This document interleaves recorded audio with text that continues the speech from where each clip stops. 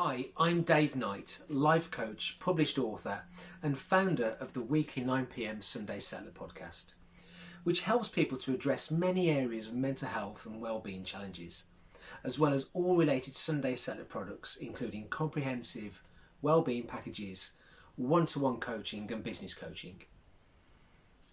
As it's World Mental Health Day and it's a big area in which I work, I wanted to share some of my thoughts, experiences and tips. Now, having World Mental Health Day and Mental Health Awareness Week, as we did earlier this year, is massive. It's absolutely massive, and it puts the spotlight on very, very important issues. Issues that I am personally so passionate about. However, it's not just one day. It never stops. We always need to have the opportunity to talk about it. It is a normal conversation that can be had between people. Now, you may have heard those 1 in 4 people have mental health problems statistics going around. However, those statistics are inaccurate. 1 in 1 people experience a challenge in their life. But does that necessarily make it a problem? Now, I'm not here to create problems for people. It's more a case that we need to recognise that when people experience a challenge, it is not an exceptional experience. It is a normal experience.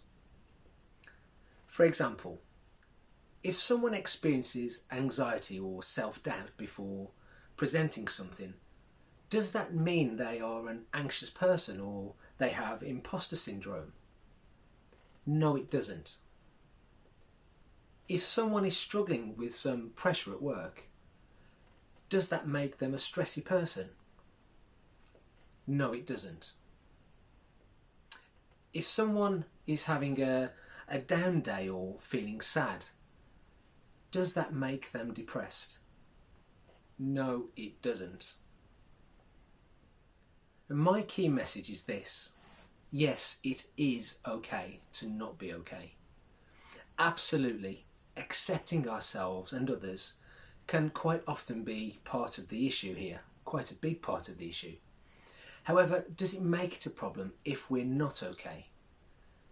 Not being okay isn't going to be like that forever. This changes, it will change, and it's 100% not all we can hope for. Just knowing that alone will offer a different perspective when things don't feel great for us. So we're less likely to punish ourselves as we often do when we're not feeling the way that we expect to or someone else expects us to feel. Now, my specialism is in mental health and addictions, and I work with people who experience many areas of challenge.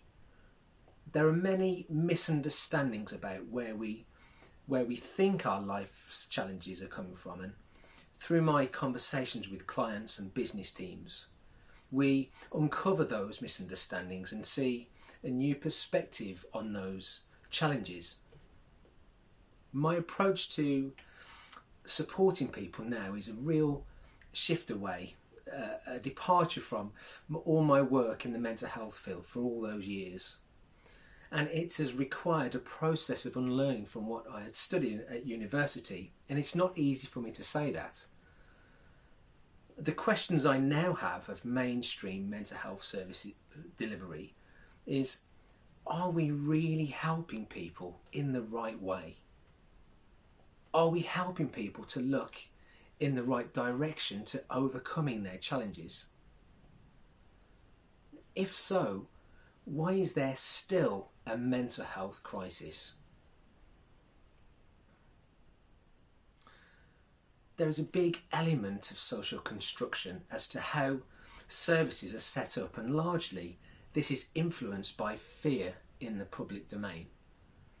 And by no means am I sitting here saying that I have all the answers as to how we fix the crisis. However, I do know this. There are over 400 approaches to therapies, models, interventions to help people overcome mental health challenges. But surely, if those therapies worked, we would just have one. There is much I can say and will continue to share on my coaching podcast, and when opportunities arise to write and speak in different areas of the media. For now, here are my tips for helping to maintain good mental health and well-being, not just for World Mental Health Day, but for the long term. Tip number 1, show acceptance to our own and others' feelings. Normalise them. And this will naturally lead to those important, normal conversations.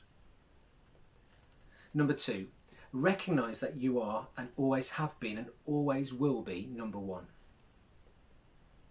Number 3, consider kindness to always matter. Number 4, start and maintain routines. When now will you make your first step towards this if you haven't already? Number 5, identify and share your feelings with someone who you trust. Let's keep those normal conversations on the table, not just for today, but ongoing. Thank you very much for listening and watching this video. And if this has been of interest, please message me or subscribe to our weekly newsletter via sundaysettler.com and keep in the conversation with me. Hopefully you can tune in for this week's 9 PM Sunday Settler podcast too. Bye for now, and hopefully speak to you soon.